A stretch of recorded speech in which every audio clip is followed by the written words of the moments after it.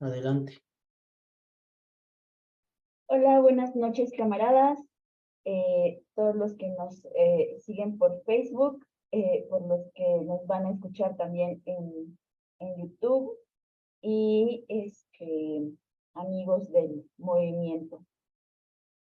Eh, esta noche es muy especial porque hemos invitado a Nancy Martínez, que es una camarada de Quintana Roo. Es experta en muchas cosas, pero uno de los temas que ella por, ahora sí que por experiencia y por, ahora sí que por compromiso con la región y por todo lo que eh, ella ha vivido en la región del sur, pues nos viene a hablar de Elvia Carrillo Puerto y el movimiento feminista en México y sobre todo en la región de Yucatán. Entonces, bueno, pues muchas gracias por aceptar la invitación, Nancy. Y bueno, pues te escuchamos.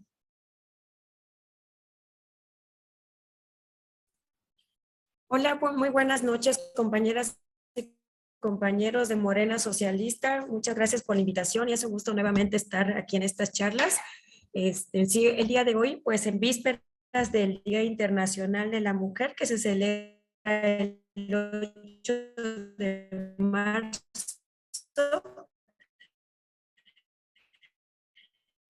pues recordar que esta conmemoración deriva de un congreso de mujeres socialistas, lograron la caída del zar y de los consejos socialistas soviéticos. También hay muchas otras historias que contar, pero pues ese fue el origen del Día Internacional de la Mujer, que después en 1975 pues también fue ¿Soy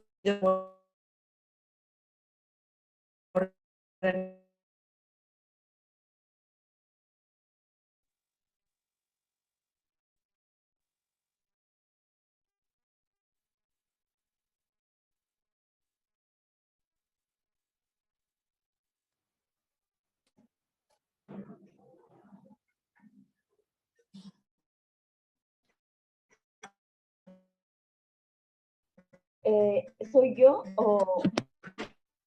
o sea, hay problemas con la conexión, se Nancy? desconectó, perdón, se desconectó mi equipo. Ya regresé. Ya se desconectó. Creo que está fallando un poco el wifi, no me llega tan bien. Bueno, estaba comentando sobre el Nacional de la Mujer, de las Mujeres, que derivó de un congreso socialista. Y el día de hoy vamos a hablar de la lucha de Elvia Carrillo Puerto, aquí en Yucatán, como también esto se expandió. Bueno, voy a quitar el video para que, bueno, comentaba que en esta ocasión vamos a hablar de Elvia Carrillo Puerto y el movimiento feminista en Yucatán, en México. Y para esto vamos a iniciar con el contexto internacional y el contexto nacional para continuar esta historia aquí en la península de Yucatán. Bueno, pues primero, Elvia Carrillo Puerto nace el 6 de diciembre de 1978, perdón, de 1878. ¿Qué sucedió en este periodo?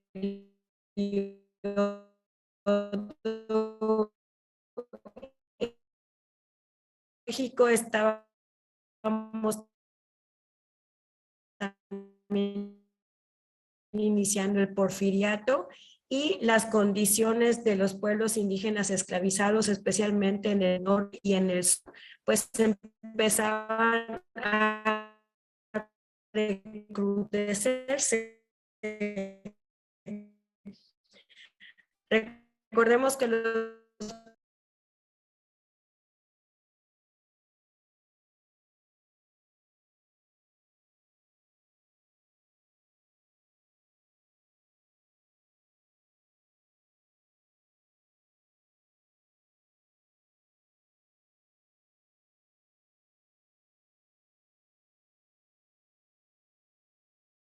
Bueno, me parece que Nancy está teniendo algunos problemas de conexión.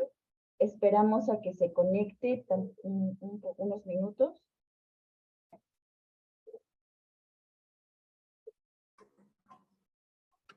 Hola, ¿me escuchan? Hola, ¿me escuchan? Sí,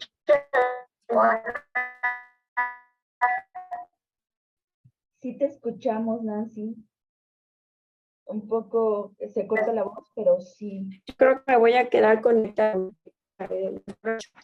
el celular, porque sí, falla mucho mi computadora y para no era el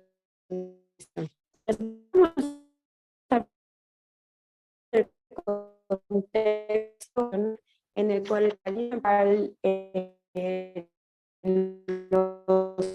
en el norte y en el sur se explotan las haciendas a los peones. En particular en Yucatán, las haciendas desde 1880 llegaban a tener hasta 20,000 peones, pero para 1910, que es el término del porfiriato, ya había 80,000 peones en las haciendas, obviamente recrudeciéndose sus condiciones de explotación, y hay algunos libros de la literatura hecha en México, o sea, de esta época, de la cual pues se habla, ¿no? Como la de Kenneth Turner, de México Bárbaro. Y aquí, este es el contexto en el que crece Elvia Carrillo Puerto. Y junto con su hermano Felipe Carrillo Puerto, fueron los dos hermanos que tenían la conexión ideológica más fuerte. Recordemos que Elvia y Felipe Carrillo Puerto, pues eran dos de muchos más hermanos. Y aquí también necesito conectar esto, pero ahí está. Elvia Carrillo Puerto desde pequeña escuchaba las historias de Felipe. Felipe Carrillo Puerto era desde niño una persona que tuvo muchísima sensibilidad hacia la explotación que había en Yucatán. Ella cómo se maltrataba a los peones, y siempre fue un niño que intentó ayudar a estos.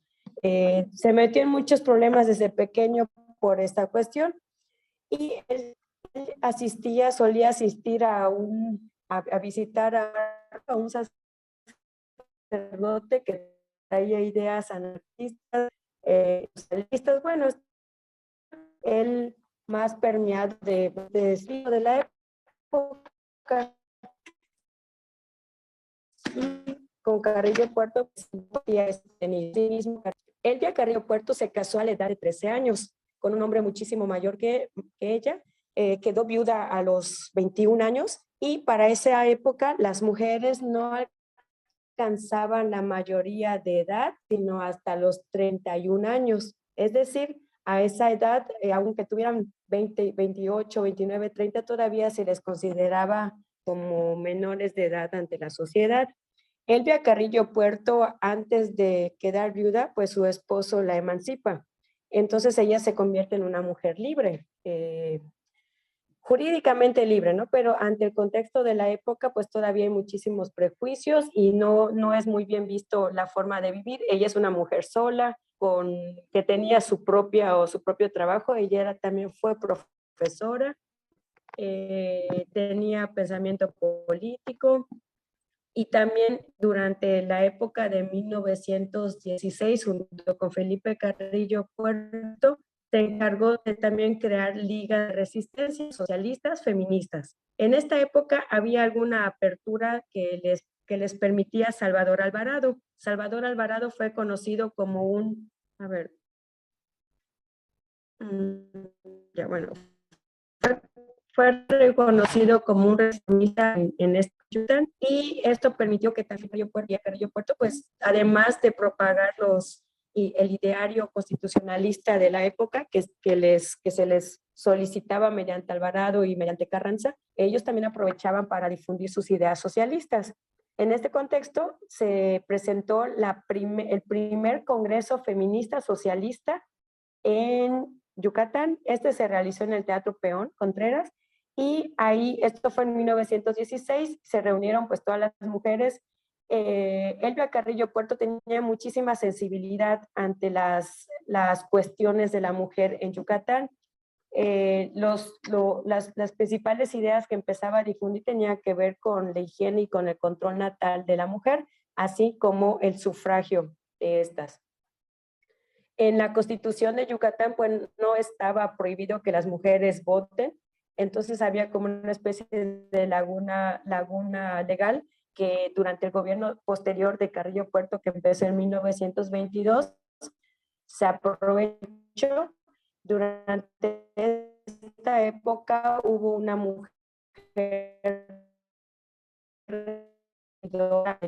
y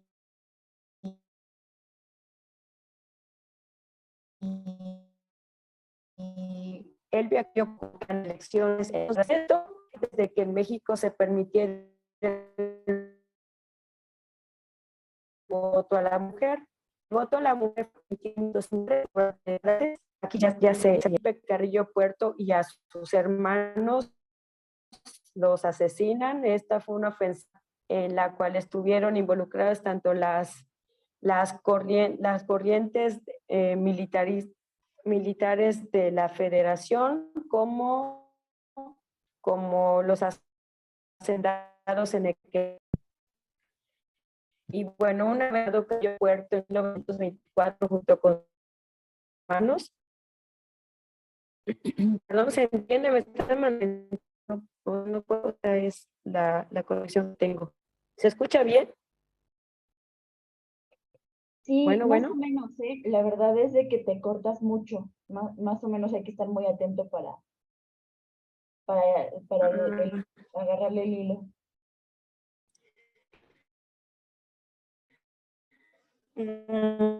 Bueno, estoy como en la mejor posición que puedo. No sé, no está tan bien últimamente. Ya estoy pegada a la ventana y también tengo que estar conectada por la pila. Pero bueno, vamos a continuar. Bueno, entonces, a pesar de que estas mujeres diputadas ganan las elecciones, al final no pueden ejercer, no pueden ser diputadas de la legislatura de Yucatán porque reciben amenazas, entonces ellas tienen que huir. Elvia Carrillo Puerto se fue a la Ciudad de México, ahí también fue protegida después por los constitucionalistas que nuevamente tomaron el poder, por Carranza, por Obregón, y ahí desempeñó algunos cargos públicos. Posteriormente, ella también se va a San Luis Potosí. En San Luis Potosí había un gobernador. Este gobernador sí le permitía, era liberal, sí permitía cierta apertura para las mujeres y ella ganó también unas elecciones en San Luis Potosí para ser parte de la legislatura. Sin embargo, también posteriormente no se le permite tomar posesión de su cargo. Bueno, siguen transcurriendo los años en los cuales Elvia Carrillo Puerto continúa también su lucha en la Ciudad de México, sigue armando muchas ligas de resistencia. Ella se desempeñó en cargos relacionados con la Secretaría de Agricultura y en ese espacio es donde ella crea muchísimas ligas, son las ligas orientadoras feministas. Entonces también tenían como un toque pedagógico. Cuando llega en 1934 Lázaro Cárdenas, pues sí existe una esperanza o una apertura de que durante esta época se va finalmente a permitir el voto a la mujer.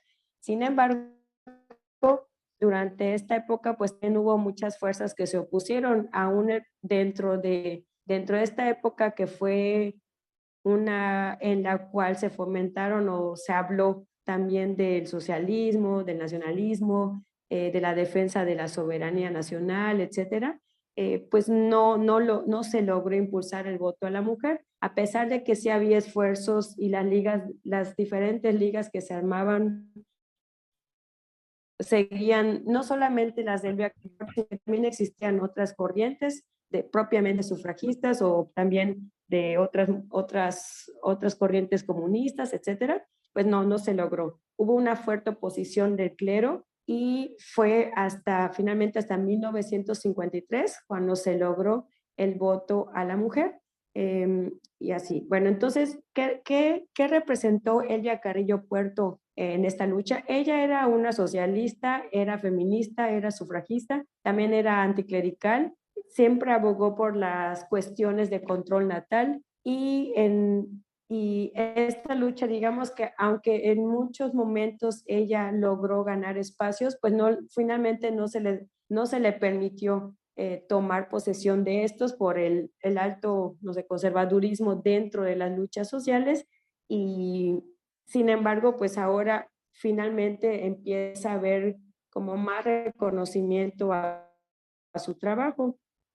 Y también recordar que ella era una impulsora de la idea de que la lucha feminista no debe estar desarraigada de la cuestión de las clases sociales, porque si no se tenía en cuenta que existía un régimen en el cual, o sea, la mujer explotada de Yucatán, sometida, vulnerada y todo, no era nada más porque sí, sino que había una muy fuerte explotación a todos los campesinos. En algún momento dejó de ser Yucatán un estado en el cual se le reconocía por su suficiencia alimentaria y empezó a ser un estado en el cual se comerciaban principalmente dos mercancías, el enequén y la mano de obra explotada de los campesinos mayas. Entonces, es en este contexto en el cual la lucha de Elvia Carrillo Puerto se desarrolló. Era socialista, feminista y fue a la vez de la cuestión también de la cuestión de castas en la realidad, aunque quizá jurídicamente no, que había muchísima presión a la indígena maya, y también pues ya cuando su lucha se expandió hacia otros territorios nacionales, pues tomó un tinte más sufragista. Hasta el momento, yo creo que son los principales puntos de, de, de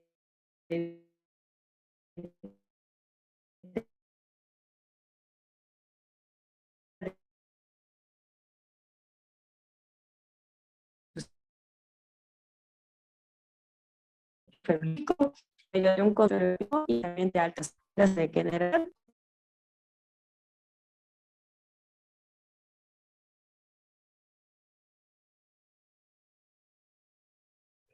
Te estás perdiendo, ahora sí se está perdiendo mucho tu voz.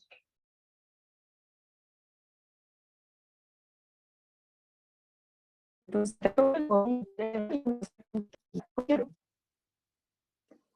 terminé la exposición. Ay, perdón, muchas gracias. Es que sí, al último como que no se te escuchó. Este, bueno, de hecho, coincido que Elvia Carrillo Puerto, antes, o sea, no tenía como mucha, o sea, era una total desconocida, ¿no? Para el movimiento, para muchos movimientos, no nada más para los movimientos feministas, ¿no? Para el socialismo mismo, como que no se hablaba mucho de ella, ¿no?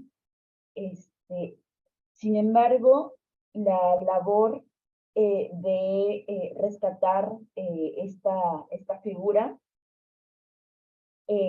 pues tiene muchísima relación con los orígenes socialistas, ¿no? De la conmemoración de la mujer en el 8 de marzo. Justamente por la postura política que las y los socialistas queremos reivindicar de esta fecha. Y una de las mujeres que con la bandera socialista se pudo abanderar como puestos políticos importantes, pues fue precisamente Elvia Carrillo Puerto, ¿no? Y que además logró muchísimas cosas.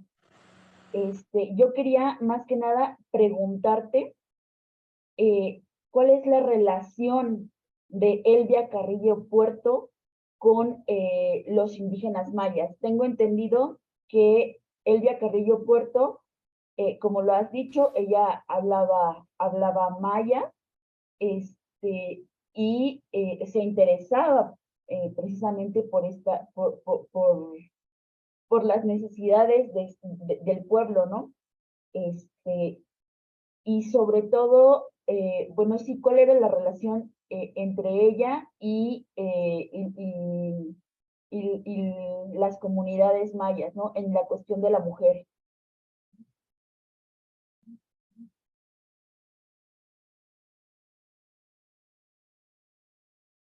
¿Alguien más quiere participar? Hacer preguntas, o si Nancy me quiere contestar ahorita.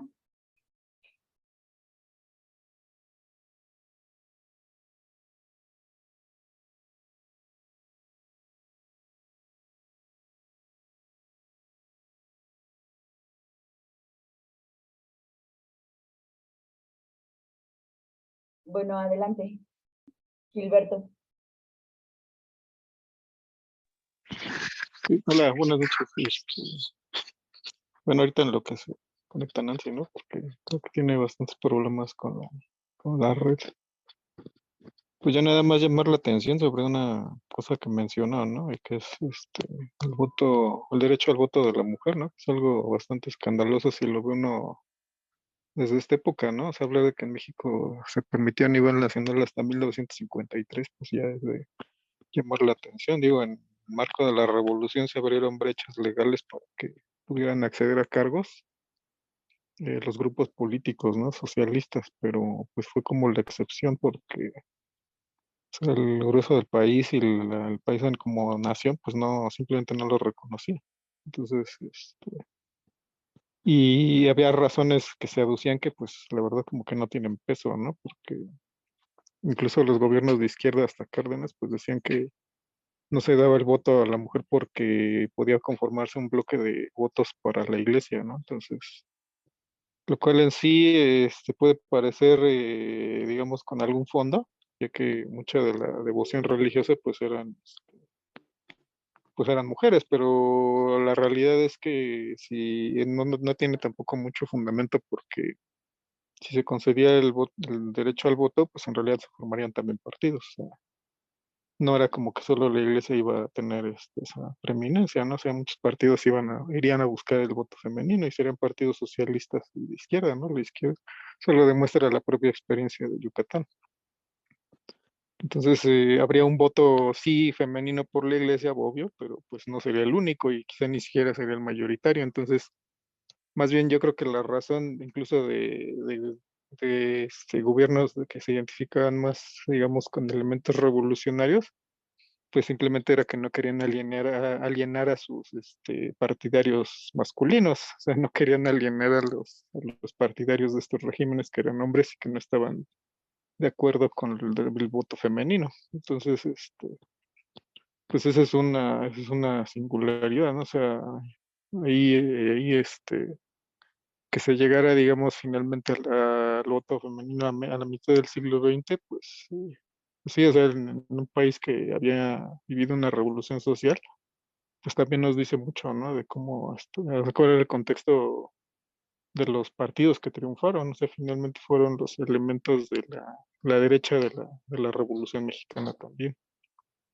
Pero, digamos, la liberación de la mujer no era tan compatible, ¿no? Incluso con otros partidos, revolucionarios que no estuvieran, digamos, plenamente en la línea revolucionaria socialista o en una línea revolucionaria, digamos, realmente de transformación social. Entonces, digamos, sería un poco mi participación. Gracias. Muchas gracias, Gilberto. Sí, de hecho, bueno, yo, la explicación de mi pregunta, ¿no? Incluso es un poco más hacia el lado de cómo también está el contexto que se vivía en las haciendas enequeneras, el contexto de la mujer maya en esta época, ¿no? Finales del porfiriato, que ya las contradicciones, pues ya, o sea, estaban demasiado marcadas, cómo inspiran o incluso la guerra de castas, ¿no? cómo inspira incluso a los hermanos Carrillo Puerto.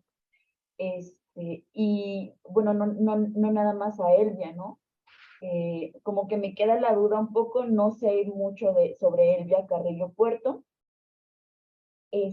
pero me parece que no es, o sea, como que no es un hecho aislado, ¿no? Y además es un hecho que va más profundamente de los procesos que se están viviendo en la Ciudad de México, porque en la Ciudad de México, bueno, pues ella empieza como su carrera política como en 1916, a formar ligas y todo esto, y en la Ciudad de México se está elaborando ya una constitución, la Constitución de 1917, y la Constitución de 1917 no le otorga el derecho al voto a la mujer, ¿no? O sea, es una constitución que es muy progresista en muchos aspectos, pero el voto de la mujer, pues lo tiene como que muy, pues vetado, ¿no? Y es justamente Elvia Carrillo Puerto con las condiciones del Mayab, con las condiciones ahora sí que de explotación de un pueblo ancestral, la que promueve esta situación del voto femenino, ¿no? Y a mí, o sea, me queda claro que la inspiración, pues viene un tanto también de otros movimientos. Creo que también tiene inspiración de Rita Cetina, del movimiento de Rita Cetina, pero también se nutre pues del socialismo que ya se está ahora sí que llevando a cabo en otros lugares, ¿no? Y bueno, no sé si Nancy quiere participar ahorita. Sí, ya regresé, perdón, me tardé, estaba batallando bastante para entrar al Zoom, pero no logré escuchar cuál fue tu pregunta. Sí, la inspiración que tiene Elvia Carrillo Puerto y Felipe Carrillo Puerto del contexto de las mujeres en el Mayab. Incluso su inspiración a lo mejor en Rita Cetina. Yo no lo tengo claro, no conozco mucho la vida y la obra de Elvia Carrillo Puerto, pero me imagino que hay una relación importante, ¿no?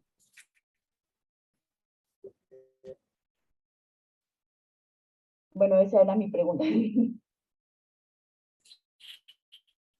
Sí, por supuesto, Rita Cetina Gutiérrez fue una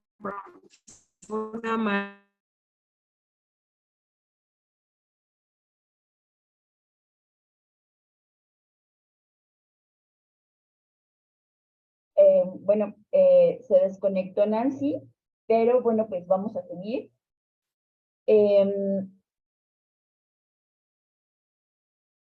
Tenemos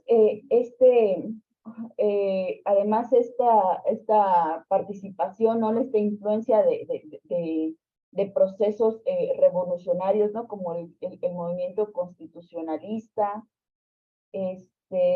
pero también en la política de Yucatán, ¿no?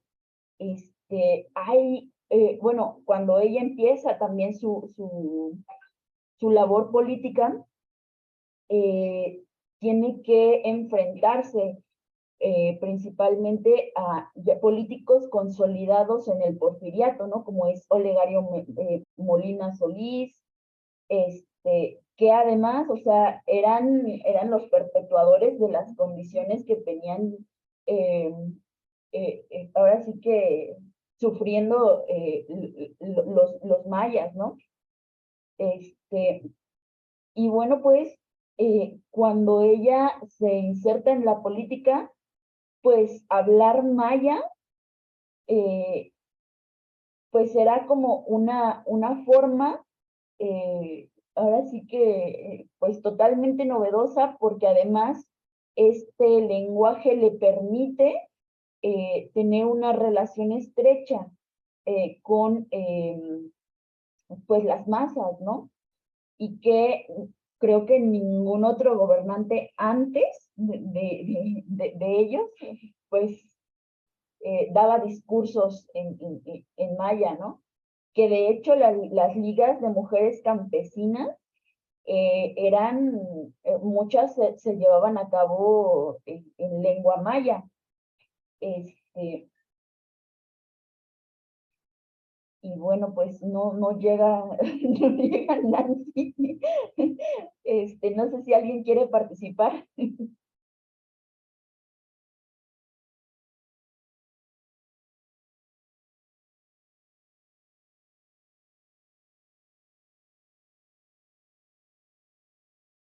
Ok, bueno, de todos Buenas modos, noches, perdón, ¿cómo estás?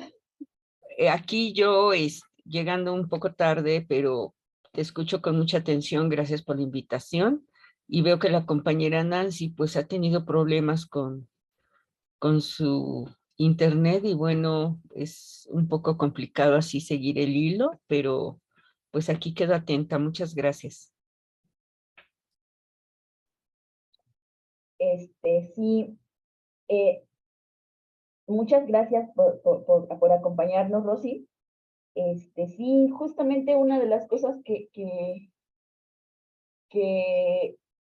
permean también en la zona sur, ¿no? Es como em, pues la conectividad se pierde un poco, ¿no?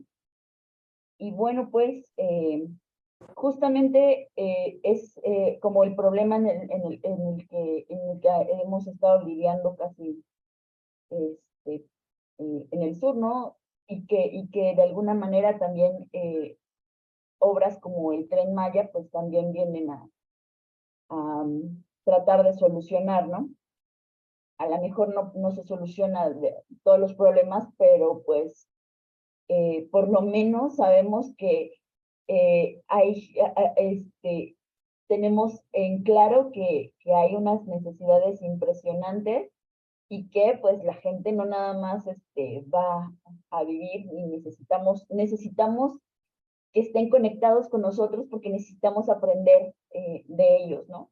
De personas como Nancy, que nos vienen a decir los movimientos que han estado o que han sido liderados o por mujeres o por socialistas y que además han sido mucho más arrojados y mucho más, ¿cómo decir cuando alguien tiene una verdadera innovación? Innovadores, innovadores en el sentido de la propuesta social que tienen, ¿no?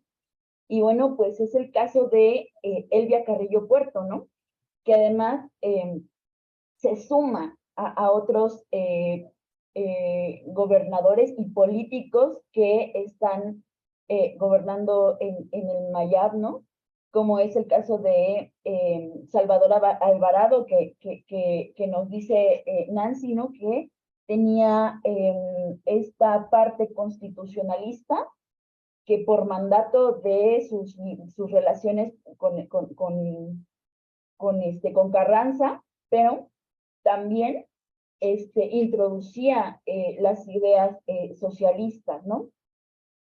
Y bueno, pues él ya empezó a gobernar en 1916 y pues también, o sea, influyó mucho en el Estado e influyó y puso las bases para que también Felipe Carrillo Puerto pudiera ganar elecciones populares y además con una agenda de avance social inclinada hacia el socialismo, en donde también bueno, pues ahí el hermano de Felipe, bueno, de Elvia, pues también propició que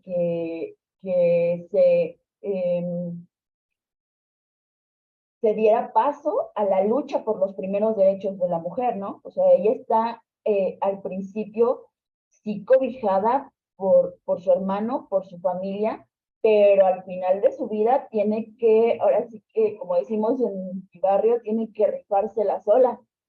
Y además amenazada, ¿no? O sea, que amenazada de muerte porque ya después, al final de sus días, pues tiene que huir ahora sí que a otros lugares, ¿no? Tanto Felipe huyó a donde estaba la comuna de Morelos. La comuna de Morelos es algo también, una parte de la historia que se desconoce mucho, pero también es una organización, sobre todo indígena, en donde se reivindicaba, pues, la posesión comunal, ¿no? De la tierra, y que pues a lo mejor cabría meterla en otra charla, porque también es algo bien profundo, que Felipe Carrillo Puerto estuvo huyendo, o sea, estuvo refugiado en la comuna de Morelos, y bueno, pues al final, pues lo matan creo que en mismo Yucatán. Y que Elvia ahora sí que va a heredar estas mismas amenazas, ¿no? De muerte, porque es que la situación, ¿no? O sea, es que muchos dicen, no, bueno, pues es que por ser mujer la persiguen, por ser mujer pues la quieren matar, o por ser mujer, ¿no? Y esta simplicidad pues no relata la verdadera valía que tenía esa mujer, ¿no? Esa mujer no era cualquier mujer, era una mujer que estaba pisando callos, ¿no? O sea, una mujer que estaba haciendo estas ligas de mujeres campesinas, y era una mujer que también estaba organizando desde la política de élite, porque entrar a la gobernatura de un estado, pues ya es estar en las ligas mayores. No es cualquier cosa, y sobre todo ser la primera mujer en tener un puesto de este calibre, pues no es como que sea cualquier cosa. Y además, o sea, que muchas mujeres del mismo pueblo la apoyaban, o sea, las mujeres indígenas apoyaban a Elvia. Este, y Nancy, en cualquier momento que quieras participar, me puedes, me puedes avisar, ¿no?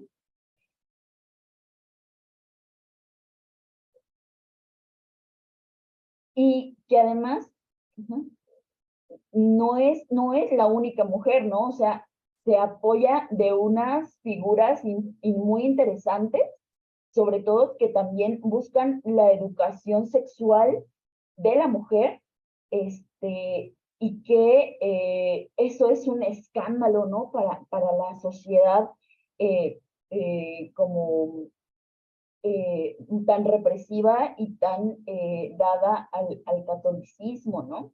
Es que es bien interesante, porque ahorita cuando pensamos en mayas, y las políticas públicas que hay alrededor de los mayas, los ligan al catolicismo, ¿no?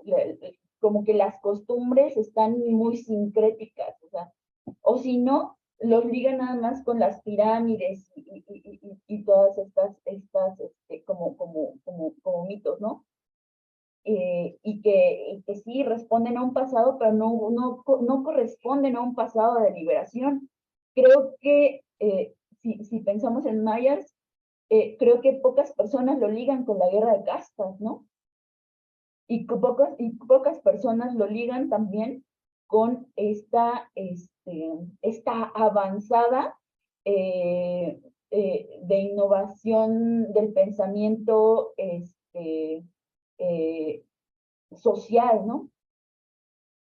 No sé, Nancy, si quieres participar ahorita. Ya me da miedo hablar, no se voy a desconectar.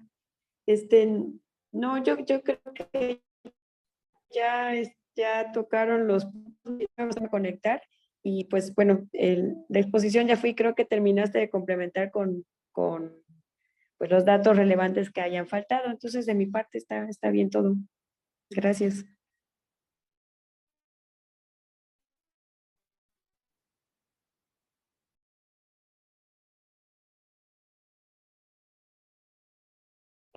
Bueno, pues yo sí quería darle la palabra a Edgar.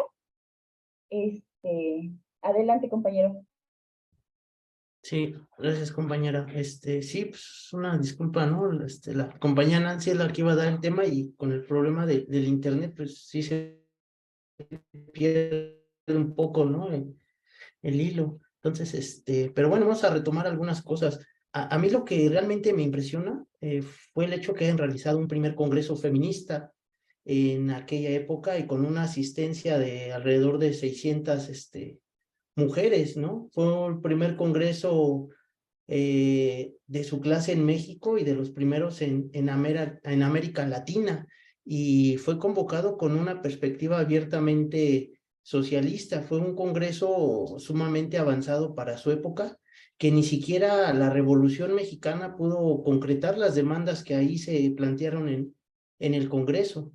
Yo aquí lo que me impresiona es que hoy en día pues la problemática de la mujer pues no se ha mejorado en nada, y pues es necesario, ¿no? Que se convoque a un congreso ya de este calibre, ¿no? Sin ningún miedo a decir de que seamos socialistas. Hay que decirlo abiertamente, es la única manera en que se puede resolver la problemática de la mujer, como lo hicieron en aquel entonces. Hay que recordar que no se puede ver el problema de la mujer como algo aislado o solamente de la mujer o una cuestión de género, sino que se tiene que ver dentro de su contexto, que es una consecuencia de la problemática capitalista, de toda la podredumbre del sistema capitalista. Entonces, para poder resolver el problema de la mujer, pues se tendría que abordar eh, el tema desde el punto de vista de la lucha de clases, desde el punto de vista anticapitalista y con una visión abiertamente revolucionaria, que no es otra cosa que abiertamente socialista. Y hoy en día pues no se ha hecho eso, incluso dentro de Morena pues queda mucho que desear, ¿no? Todas estas demandas de feminicidios, de abortos, de asesinatos, de violencia hacia la mujer, ¿no? Discriminación en el trabajo. Morena no ha podido avanzar, precisamente porque le falta esta perspectiva de clase revolucionaria, socialista abiertamente. Entonces, a mí me parece pues una cuestión urgente, ¿no? Que se tenga que realizar o se debería realizar un congreso hoy en día de esa magnitud, ¿no? Como se hicieron en aquel entonces, y las compañeras pues realmente que lo convocaron en aquel entonces pues no tuvieron miedo, ¿no? A decirse abiertamente socialistas, a plantear sus demandas. O sea, es realmente admirable, ¿no? Y yo creo que son de las cosas que se tendrían que retomar hoy en día. O sea, no nomás verlo como algo histórico o algo así romántico que pasó en el pasado, no, sino hay que aterrizarlo en la realidad y plantearnos abiertamente así, hacer un congreso de mujeres y donde se planteen las demandas actuales, los feminicidios, el aborto, el divorcio inmediato, o sea, ¿no? Un sinfín de cuestiones. A mí me parece pues, realmente sorprendente, ¿no? Y sí se tendría que ir aterrizando, porque, les comento, si no se visualiza desde esa perspectiva de lucha de clases, anticapitalista y abiertamente socialista, no se va a resolver nunca el problema de la mujer, ¿no? Entonces, pues yo ahí mientras ahí lo dejo, esa participación. Muchas gracias, compañero. Quería dejarles un poco sobre el primer congreso convocado. Bueno, fue convocado por el gobernador Salvador Alvarado. Sí, Nancy, escuchamos. Perdón, bueno, sí que ahora que lo menciona Edgar, que incluso durante el gobierno de Carrillo Puerto y cuando estaba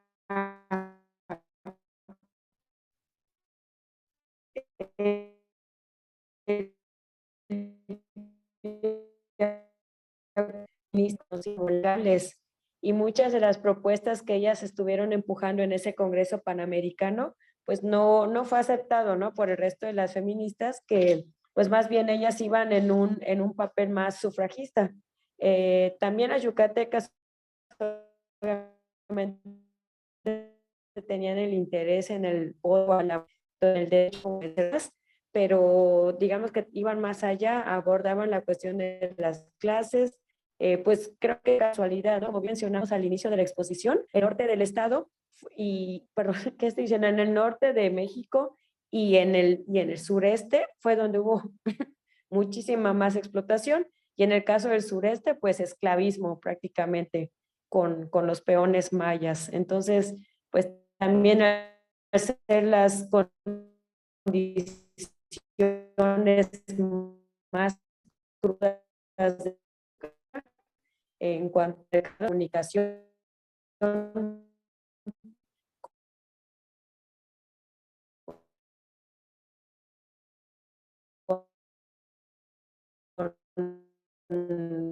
con los bolcheviques, mediante las ideas se nutrían con todo este pensamiento que había en la época de los campesinos, incluso del anarquismo.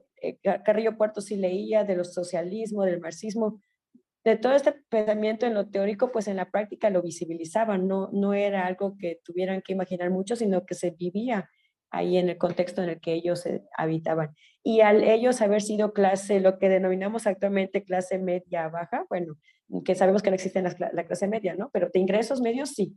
Ellos tenían una ferretería, pues fueron escuelas públicas seculares, y también es importante mencionar que ellos estaban con otros estudiantes, con otros niños mayas, y también al compartir la lengua, al compartir el espacio, compartían las lenguas, ellos fueron bilingües, pues también eran mucho más sensibles a conocer la problemática de los mayas, ¿no? De los campesinos, y de cómo estaban siendo cada vez más explotados, violentados.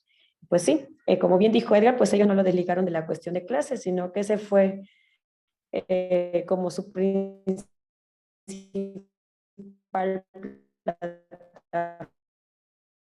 plataforma de hecho.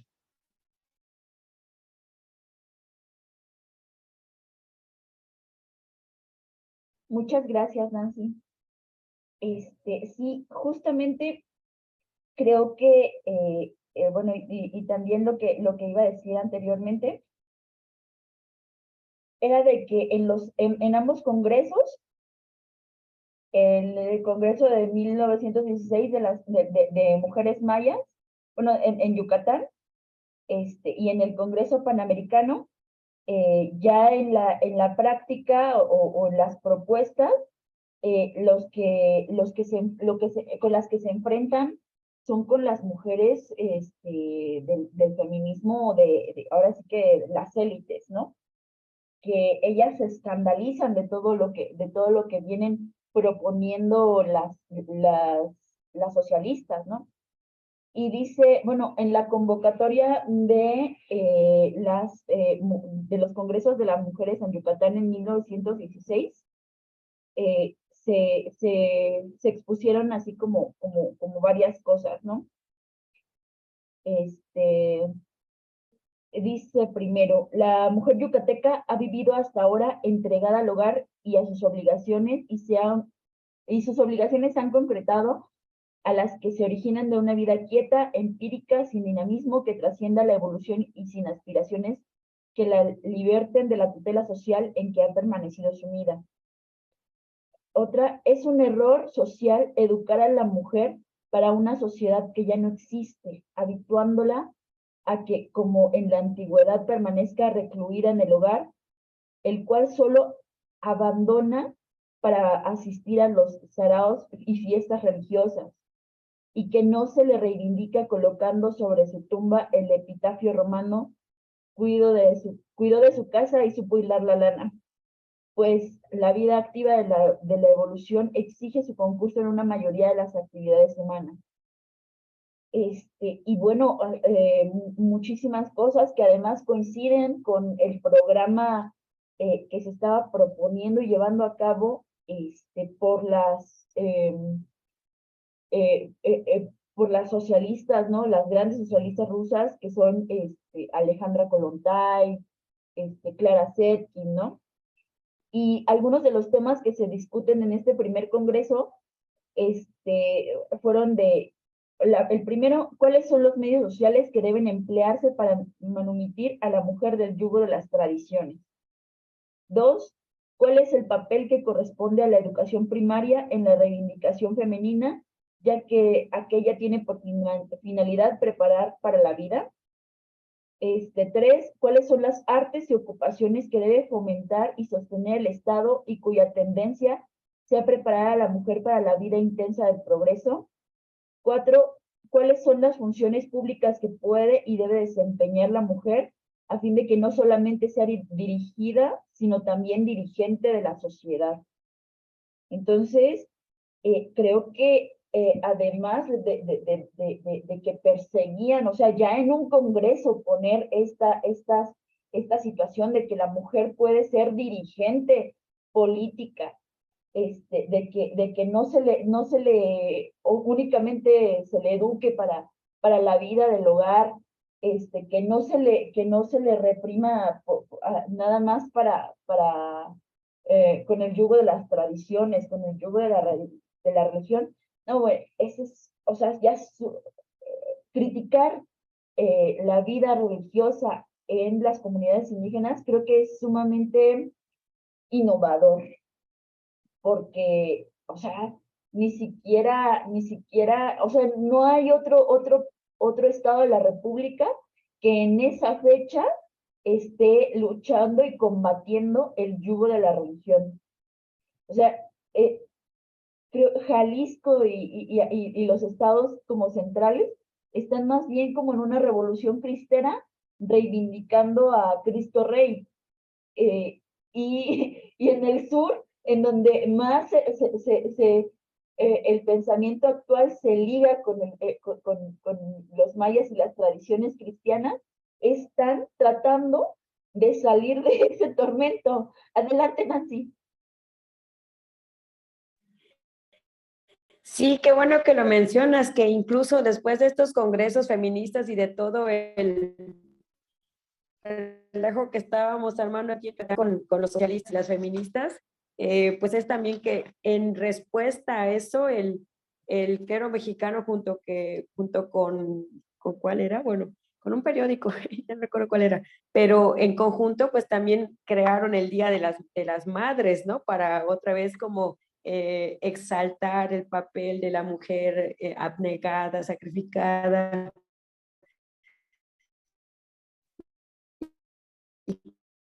que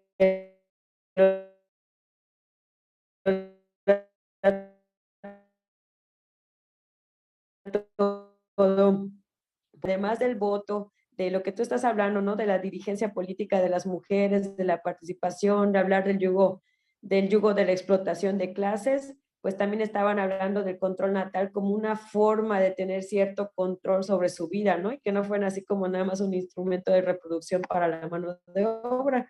Entonces, fue muy, muy importante, ¿no? Que también se desató, pues también a nivel que quería complementar.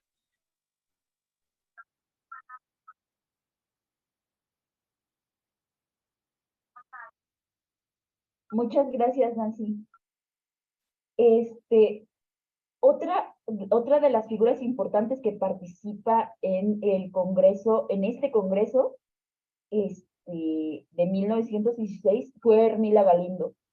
Y justamente su tema que defendió fue la liberación sexual y bueno, la sexualidad, el divorcio, la política y la prostitución. Entonces, algunas de las citas de lo que, bueno, ella no pudo asistir a este congreso por temas de salud, pero mandó su texto, su discurso, que se leyó en el mismo congreso, y se los leo, o sea, para que vean el nivel que tiene.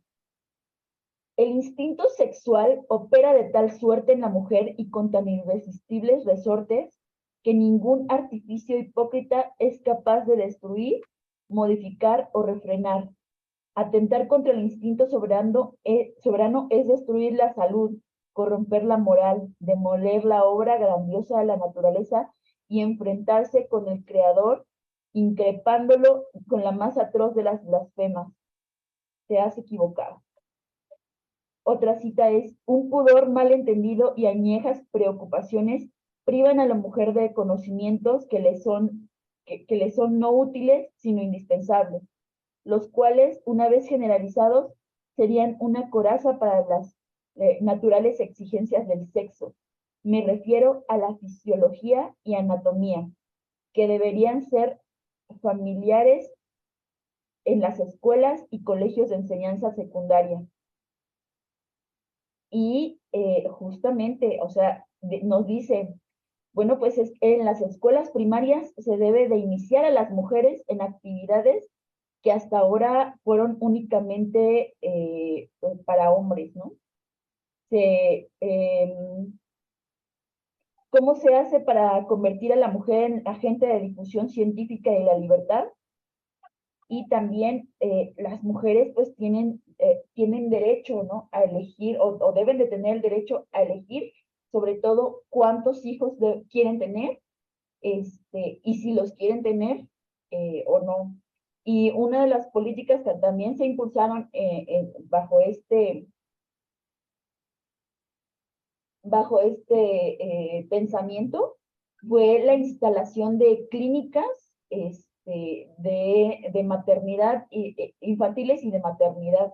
Y justamente se impulsaba que se informaran, que tuvieran elementos para controlar la natalidad. Y lo que hizo la derecha y las mujeres feministas de esa época era difundir periódicos teniendo como los hacks, ahorita se podrían decir los hacks para evitar la natalidad, ¿no? Y que después eso se demostró que pues en realidad esos hacks no servían para nada, ¿no? Era nada más como como métodos como de la cuenta, del método de la observación del flujo vaginal y cosas, ¿no? O sea, y que lo efectivo fue lo que impulsaron las feministas, ¿no? Que se basaban en métodos médicos que ya estaban probados, ¿no? Y que proponían el uso del diafragma y a su vez con espermicidas, ¿no? Y que, bueno, si bien a lo largo o sea, vemos que ese método es un método casero que es efectivo, pero aún así, aún siendo efectivo, las condiciones de la población femenina en el Mayab hacían imposible que ellas pudieran tener acceso a lavativas, al espermicida mismo, al diafragma, porque aun cuando se estuviera propulsando, ahora sí que por medio del Estado, por medio de estas ligas femeninas y campesinas, las condiciones materiales pues hacían complicado hacer llegar ese material a las mujeres, ¿no? Y por eso las clínicas que impulsaron a partir de estas nuevas políticas eran fundamentales, o sea, no había como otra cosa más efectiva en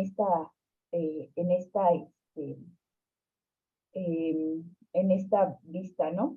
Yo no sé si alguien tiene más participaciones o podemos ir cerrando con Nancy. No sé. O hablamos del Congreso Panamericano en donde todas las... Ah, Rosy, perdón. Adelante. Sí, gracias.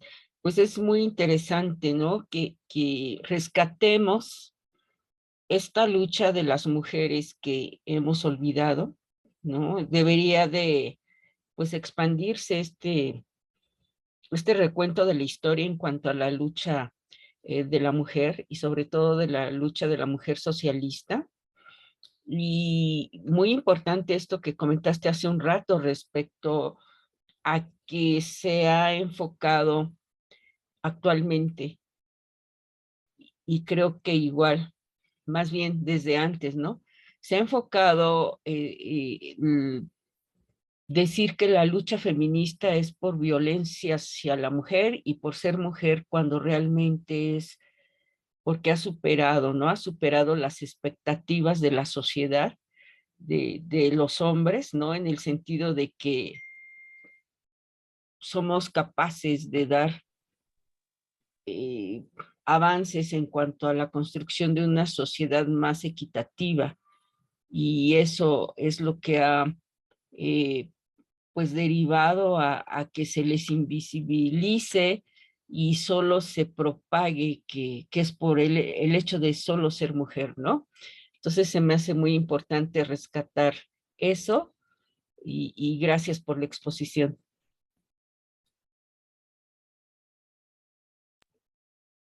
¿Alguien tiene más participaciones?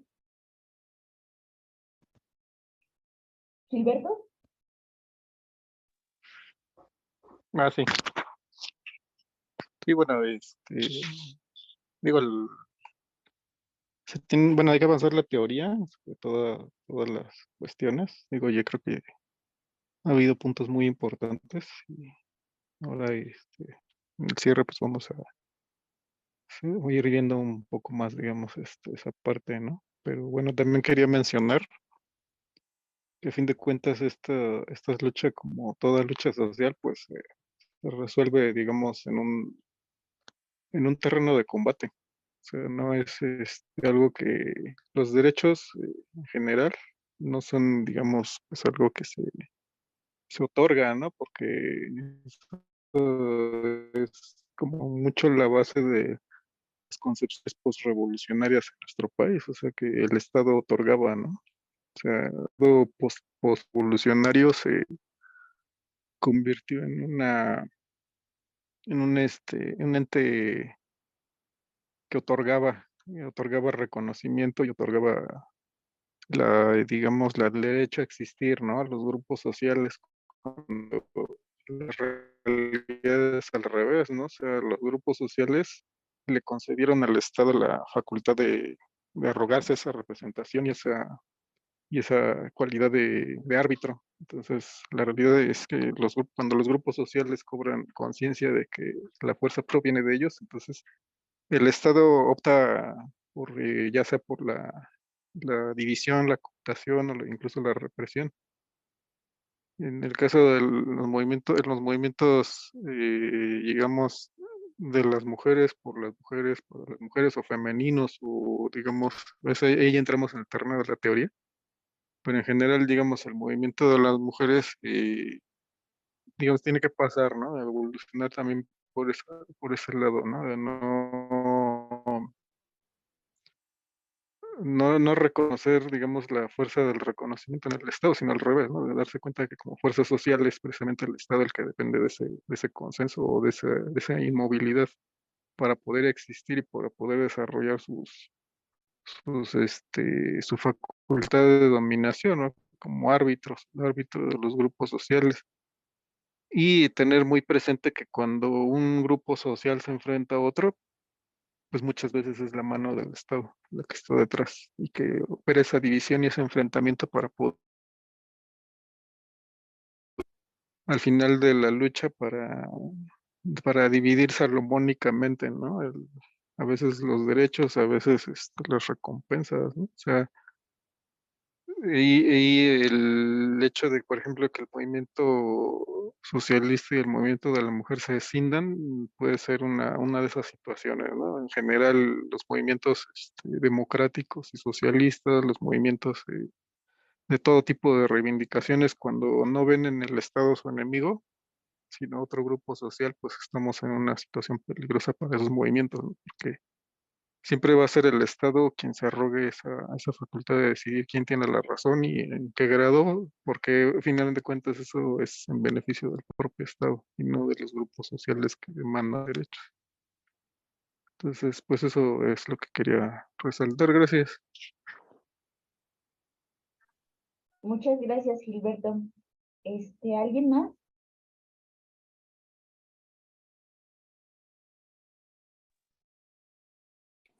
Pues Anaí, me gustaría hacer una última intervención, si me permites. Adelante, Nancy. Bueno, pues recordar lo que ya se mencionó mucho, que también la situación económica que se estaba viviendo en el mundo y en México, y particularmente en la región, pues explicó mucho de las características del feminismo en Yucatán, de las consignas mucho más elevadas y de clase que se levantaron. Y pues también ahora, si bien, como también recalcaba Gilberto, ¿no? Y también la compañera, la compañera Rosy creo que habló, o Eli, bueno, que se hablaba de los enfrentamientos que se nos hace pasar ahora, ¿no? Por la cuestión de grupos. Es cierto que aún sigue habiendo desigualdad entre la forma de vida o los beneficios económicos entre hombres y mujeres, pero esto también hay que explicarlo por la situación económica que se está viviendo en el mundo. Actualmente, pues ya hay muchos logros en cuanto a espacios políticos, que es lo que más se ha obtenido en México, ¿no? A partir del 2018, con López Obrador, se ha logrado, digamos, la paridad institucional en los partidos políticos, en los gabinetes, es un gran avance. Sin embargo, en las mismas cifras publicadas en páginas de gobierno de México, se habla de que en 2022 se registran 10 feminicidios al día, la sobrecarga de trabajo de las mujeres es 4 veces mayor a la de los hombres, la participación económica de las mujeres es apenas de las mujeres que participan en la economía del 44% y de los hombres que participan, en general, los que participan en economías es el 76%. Pero pues también preguntarnos, entonces, estas características y estas estadísticas, ¿a qué momento histórico, a qué momento de los ciclos económicos se está respondiendo? O sea, que siga habiendo mucha violencia, que siga habiendo más explotación hacia la mujer, aunque se estén ganando espacios institucionales, si esos espacios institucionales están sirviendo o no están sirviendo para defender realmente, ¿no? Consignas de clase o es solamente una cuestión de números, ¿no? Tantos hombres, tantas mujeres, pero pues no se están defendiendo o sí se está defendiendo. Bueno, creo que también esa es otra cuestión del debate que hay que valorar. Y pues muchas gracias, Anaí, compañeros, compañeras, por esta charla. Muchísimas gracias a ti, Nancy. Pues creo que damos por concluida, ¿no? Esta sesión, no, sin antes decir que no agotamos el tema, pero el tema nos rebasa, ¿no? O sea, el tema es muy amplio y ojalá que Nancy todavía esté disponible para venir otra vez a darnos una segunda parte para conocer bien estos temas y sobre todo de Elvia Carrillo Puerto. Muchas gracias a todos. Gracias. Buenas noches.